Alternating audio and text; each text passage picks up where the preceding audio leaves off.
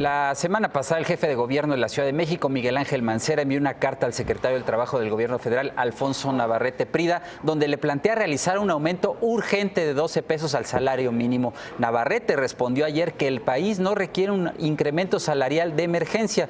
Sobre esto conversé esta mañana con el secretario de Desarrollo Económico del Gobierno capitalino, Salomón Chertorivsky, quien dice que el aumento no solo es urgente, sino viable. Aquí le presento la entrevista. Secretario, ¿por qué planteaste un aumento urgente de 12 pesos al salario mínimo en este mes al secretario del Trabajo del Gobierno Federal, Alfonso Navarrete Prida? Mira, en efecto el jefe de gobierno la semana pasada envía una carta al secretario Navarrete Prida para solicitar dos cosas. Una, la necesidad imperante, no de emergencia, como ayer dijo el secretario Navarrete Prida, sí de urgencia, de poder elevar el salario mínimo, por lo menos a la canasta alimentaria, que al día de hoy son 92 pesos con 41 centavos. ¿Por qué, Víctor? Primero, porque después de 3 años de debate, de discusión, quedó claro la viabilidad, la necesidad y la conveniencia económica de que elevemos el salario, porque se rompieron todas las barreras y se respondió con precisión, con documentos, con información a cada una de las dudas, cada una de las preguntas, cada una de las preocupaciones legítimas de la elevación del salario, porque se hizo una reforma constitucional que eliminó la barrera de la indexación o de que el salario mínimo fueran otros precios. Y porque en diciembre tuvimos un primer incremento, en efecto, por encima de la inercia, por encima de la inflación, pero tímido, insuficiente, que no llegó a completar siquiera la canasta alimentaria. ¿Por qué en este momento, Víctor? Porque el primer trimestre del año fue difícil.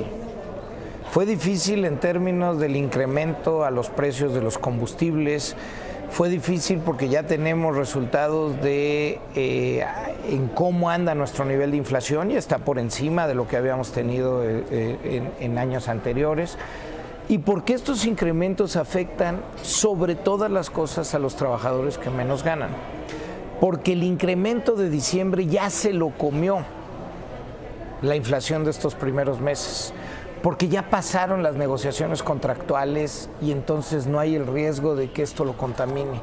Y porque este país necesita urgentemente que aquel que trabaje pueda llevar una vida con dignidad. Y hoy, aun cuando el trabajo tendría que ser la herramienta fundamental para no vivir en pobreza, en nuestro país millones de mexicanos, a pesar de trabajar en el mercado formal, siguen siendo pobres, Víctor. Yo creo que no solo es lo económicamente viable, sino a todas luces es lo éticamente deseable. ¿Y qué respondió el secretario del Trabajo Federal, más allá de que dijo de que no se requiere un aumento de emergencia en este momento? Mira, yo leo dos cosas en lo que respetuosamente he podido escuchar. La primera es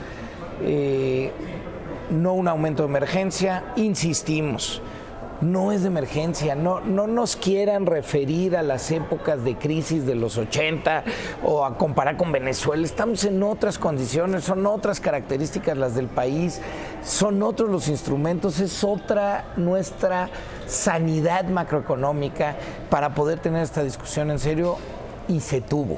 Hoy que ya se sabe, no es una emergencia, es una urgencia, porque en efecto hay millones de trabajadores que aún, a pesar de trabajar, viven en pobreza y algunos ni siquiera pueden comer. Segundo, él habla de que cualquier decisión tiene que seguir un consenso.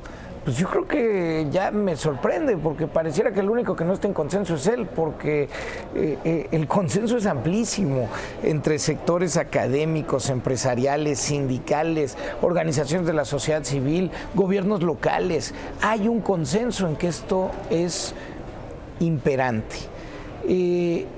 Al final, yo la respuesta a lo que leo es pues que siga pasando el tiempo, que pase, pues al final nada más estamos hablando de los trabajadores que menos ganan. Vaya, yo sí digo en qué momento nos vamos a voltear y vamos a decir, sí, quien trabaja nos importa. ¿Se requiere voluntad política? ¿Es un acto de justicia al trabajador? Ambas. Se requiere voluntad. Por supuesto que se requiere voluntad. El consenso está armado y se requiere ya dar sin miedo, sin tapujos y sin que nadie venda miedos falsos. Se requiere dar este primer paso. Y a todas luces, 92 pesos con 41 centavos, Víctor, no son suficientes. Pero es un primer paso factible y es posible. Fuera de ello, pues lo que requerimos es una gran conversación nacional para de una vez dejar definido cómo vamos a ir incrementando en los próximos años el salario hasta que este pueda ser pues lo que nuestra Constitución mandata. Una de las propuestas es en sí el aumento al salario, pero la otra es la de integrar un grupo de expertos que analice la trayectoria de los salarios. ¿Cómo es esto, secretario? Mira, Víctor, a todas luces la Comisión Nacional del Salario Mínimo ha quedado rebasada. Digo, una institución que en toda su época moderna no ha podido cumplir con su mandato constitucional, pues francamente pues tendríamos que cuestionarnos con qué autoridad y con qué capacidades puede generar los consensos y los estudios necesarios para determinar cómo debe de incrementarse en los próximos años el salario. Creemos que se puede convocar un grupo de expertos. A nosotros, algunos de ellos, nos han ayudado a generar los documentos necesarios para poder hablar con seriedad. Y creemos que el país está ávido de tener esto, de tener gente profesional con experiencia independiente, objetiva, que pueda trazar una ruta en donde para otros hay intereses involucrados, hay asuntos políticos que debemos de superar, en fin, un grupo independiente que pueda trazar los siguientes años de incremento al salario. Por último, te pregunto, ¿el gobierno de la Ciudad de México seguirá en esta lucha? Insisto, Miguel Ángel Mancera y su gobierno no cejará un milímetro en esta batalla que creemos económicamente factible, conveniente, pero sobre todo creemos que es en la dirección que el país requiere para volver a cohesionar a una comunidad.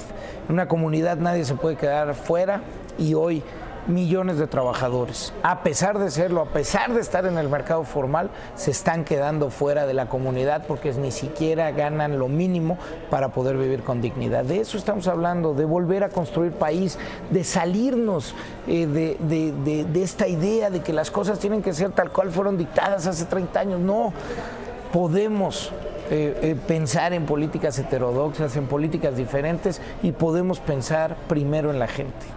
Secretario, muchas gracias. Muchas gracias a ti, Víctor. En Información Empresarial, después de año y medio